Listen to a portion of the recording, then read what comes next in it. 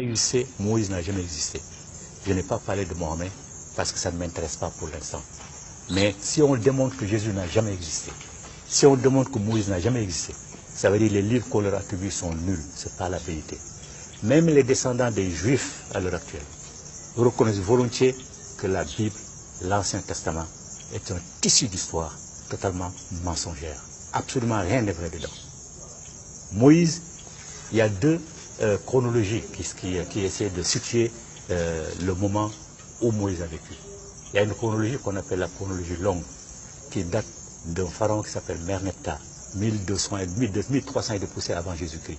Et il y a une autre chronologie qui repart de Akhenaton, à partir de 1200 et poussière avant Jésus-Christ. Il y a 100 ans d'écart entre les deux chronologies. Est-ce qu'on peut se tromper sur l'histoire d'un être humain sur 30 sur 100 ans?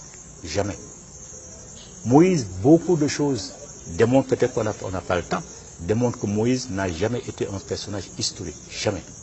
Jésus, c'est pareil. Jésus, c'est la combinaison de Osiris Asaré, chez nous, de Horus, le fils de Osiris. Jésus, c'est une combinaison de ces deux-là. Ils ont emprunté à Jésus ils ont emprunté à Osiris et à Horus pour construire la personnalité de Jésus. Mais Jésus n'a jamais existé.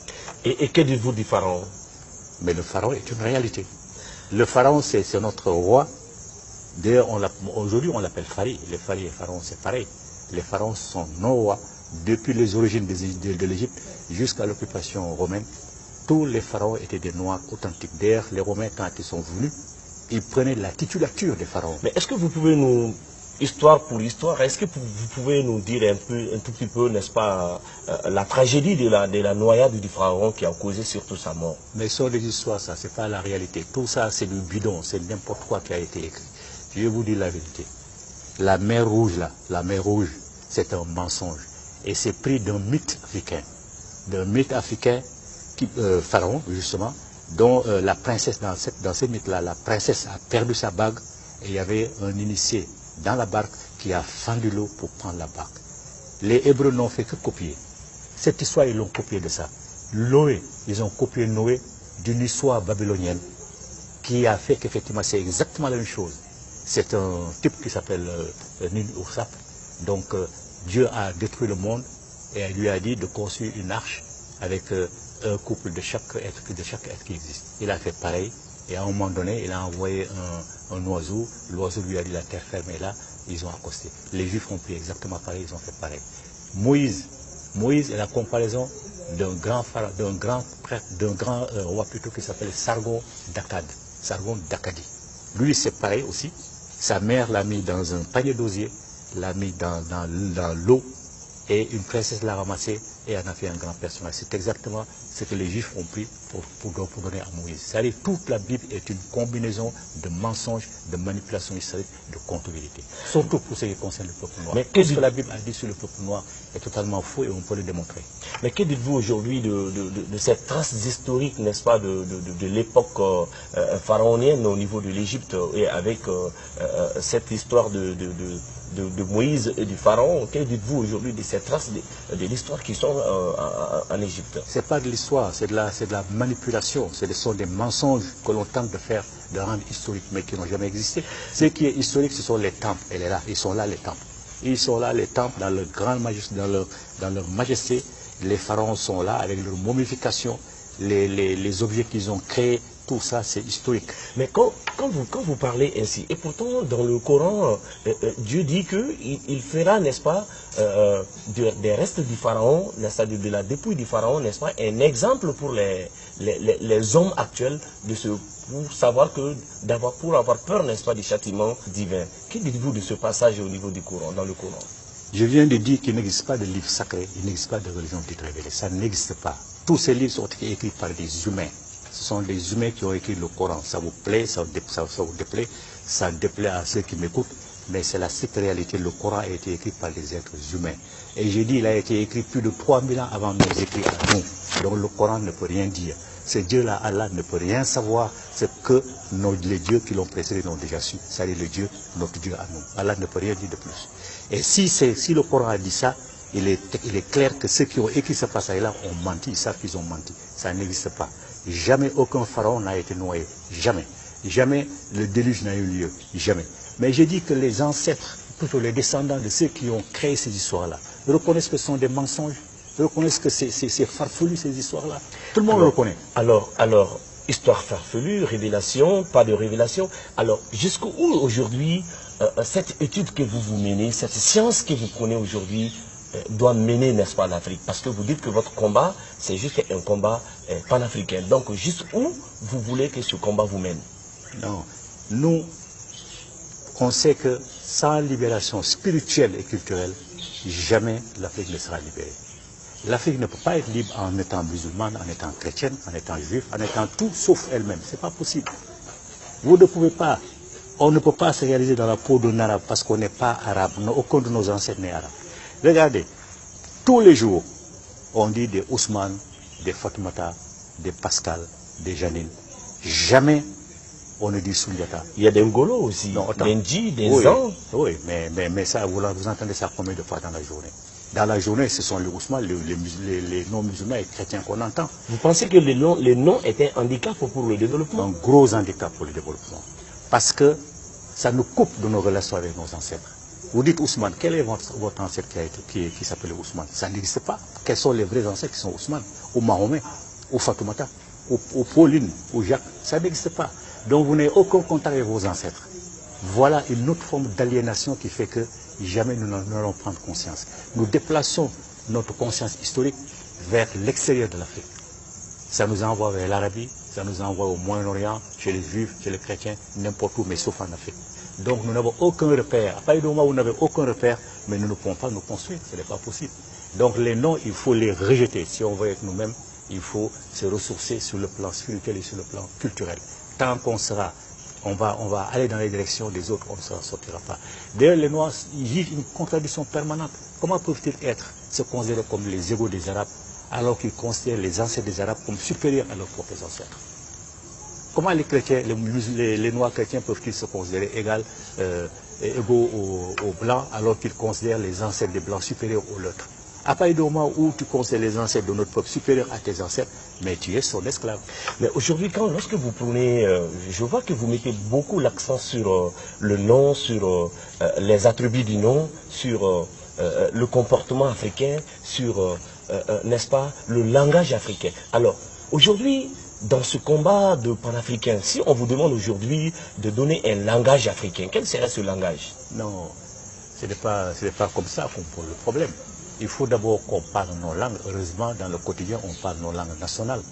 Nous, notre combat, c'est de faire en sorte qu'il y ait une langue commune à l'Afrique. Il y a plusieurs thèses. Moi, ma thèse personnelle, c'est que tout simplement, une langue qui est morte, c'est qu'on ne la pratique pas. Mais on peut la réveiller. Nous avons eu la première langue qui existait, c'est la langue égyptienne antique, authentique, qui est une langue africaine authentique, qui existe aujourd'hui. Et une langue arabe? Non, jamais. Ça n'a absolument rien à voir avec l'arabe. Jamais.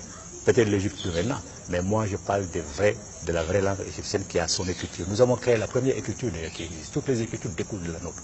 Ce que je dis là, ce n'est pas pour nous vanter, hein, c'est que c'est la réalité. Tout le monde s'est inspiré de nous pour exister. Si sans nous, les civilisations là n'auraient pas existé. Ça n'existait pas. D'ailleurs, une petite digression. Nos ancêtres ont dessiné le jugement dernier. Dans le jugement dernier, il y a un plateau. Au moment où ils ont inventé le plateau, les Blancs s'habillaient avec des peaux de bêtes. Ils n'étaient rien, ils ne connaissaient rien à la civilisation. Nos ancêtres avaient déjà créé la balance, pour vous dire. Donc, ce qui est clair, mais c'est ça. Si on n'est pas nous-mêmes, jamais on s'en sortira. Et la langue est un des premiers éléments. Les noms sont un autre élément fondamental. La langue, pour nous, il faut réveiller la langue ancienne. Nous avons une écriture déjà, dont toutes les autres écritures découlent. Il suffit de reprendre cette écriture-là et tout simplement de restituer notre langue ancienne, de la réveiller. Et c'est tout. L'Afrique devient une. Mais est-ce que vous pensez aujourd'hui, avec cette globalisation du monde, cette grande ouverture, comme les réseaux sociaux aujourd'hui, l'Internet et tout, est-ce que vous pensez aujourd'hui que ce combat n'est pas un combat, n'est-ce pas, de non-sens? Ce combat, justement, se sert des réseaux sociaux pour bien se faire connaître. Au mois de décembre 2016, du 9 au 11, il y a plusieurs centaines de personnes qui sont venues ici au Mali pour participer à ce qu'on a appelé Mali 2016, organisé par notre association toi et Naya, rassemblement pour la réhabilitation de la région néo-africaine. Plusieurs centaines de personnes sont venues. La diaspora est d'ailleurs. Et c'est grâce aux réseaux sociaux qu'ils ont appris cette nouvelle-là, qu'ils sont venus. Donc les réseaux sociaux, effectivement, servent notre combat. Et quand vous parlez de village planétaire, quand vous parlez de je ne sais pas quoi mondial, mais tout ça c'est de l'arnaque des Européens. Puisque dans ce village-là, il n'existe que des sous-fifres, c'est-à-dire nous, et puis des gens qui dirigent le village sont les Occidentaux et les autres. Donc nous ne sommes rien dans tout ça. Alors ce sont des mots qu'on crée pour nous arnaquer, pour nous tromper. Et nous, on s'engage comme ça dans ces voies-là, vraiment sans réflexion. Alors, pour le passage de témoin à cette jeunesse africaine, quel est le message que vous adressez aujourd'hui à nos téléspectateurs d'Africab Télévision? Mais ça fait plusieurs années que nous adressons le même message. Le même message, il faut se ressourcer, il faut revenir à la maison, il faut oser aller se faire initier au Komo, au Domo, tout ce qu'on veut. Vaudou, mais il faut se faire initier, entrer dans la vraie tradition et laisser tout ce qu'on vous amène de l'extérieur qui ne fait que vous aliéner parce que ce n'est pas du tout vrai. L'islam ne peut jamais amener quelqu'un au paradis ou en enfer. D'ailleurs, je vous fais une dernière confidence. Chez nous, dans notre tradition, on n'a même pas besoin de prier pour aller au paradis ou en enfer. Ça n'existe pas, on n'a pas besoin de prier. Il suffit seulement de faire les choses correctement, c'est le cœur qui juge. Le jugement dernier dont je vous ai parlé d'une balance. À la mort, 40 jours après, à la mort, c'est le cœur qui est posé sur un plateau de la balance, et sur le plateau de la balance, c'est une plume d'oiseau qui est posée, qui est symbolisée par une déesse. Donc c'est même une femme chez nous qui décide si quelqu'un va au paradis ou en enfer. Ce n'est pas un homme. Donc c'est l'ensemble des actions que le cœur a posées, parce que le cœur est le siège de la conscience et de l'intelligence. Contrairement à ce que les autres pensent que c'est le cerveau, ce n'est pas vrai. Le cerveau exécute les ordres du cœur. Donc ça dépend des actions que le cœur a posées. Si le cœur est plus lourd que la plume d'oiseau, la personne revient dans le cadre de la réincarnation. Si le cœur est aussi léger ou moins léger, la personne n'a plus besoin de se réincarner. La personne va au paradis. Mais notre paradis, c'est la fusion, ou le retour fusionnel avec Dieu, pour mettre fin au cycle de la réincarnation. Donc c'est ça, la réalité chez vous. Donc pour inviter nos jeunes, nos enfants là, à ne pas perdre leur temps à aller faire des prières inutiles, mais à se consacrer à la construction de l'Afrique. Et ça se fait d'abord en étant africain soi-même. Il faut qu'ils soient des Africains, qu'ils s'identifient à leurs ancêtres, qu'ils renouent avec leurs ancêtres, à leurs sources. Ce sont seuls les ancêtres qui peuvent nous aider. Aucun ancêtre d'aucun peuple ne peut nous aider. Parce qu'ils ne nous connaissent même pas. Les Ousmane ne nous connaissent pas. Les Fatmata ne nous connaissent pas. Les Paul, François, Marie ne nous connaissent pas. Ils ne connaissent que ceux qu'ils ont laissés derrière eux. Ceux qui nous connaissent, nous, sont les Sunyaka, ce sont les Babemba, ce sont les autres. Les Fakoli sont ceux-là qui nous connaissent. Et eux attendent qu'on se connecte avec eux pour qu'ils puissent nous aider. Mais nous leur avons tourné le dos. C'est la raison pour laquelle l'Afrique est le seul peuple, l'homme noir est le seul peuple qui soit par terre. Le seul. Tous les autres peuples regardent vers le ciel. Mais nous sommes par terre. Tout le monde nous piétine. Alors, mesdames et messieurs, fidèles téléspectateurs d'Africab Télévision, cette émission, Page africaine, s'achemine maintenant avec cette phrase, n'est-ce pas, de notre invité du jour, M. Doumbi Fakoli, qui nous parlait tout simplement de l'origine négro-africaine des religions dites révélées. Avec lui, il a été question tout simplement de toutes ces histoires concernant les religions, concernant les dieux, et de ce retour, n'est-ce pas, à la source prônée par notre invité à l'endroit des jeunes Africains. Ainsi se boucle notre émission d'aujourd'hui. Merci de l'avoir suivi et bonne continuation avec les programmes d'Africab Télévision.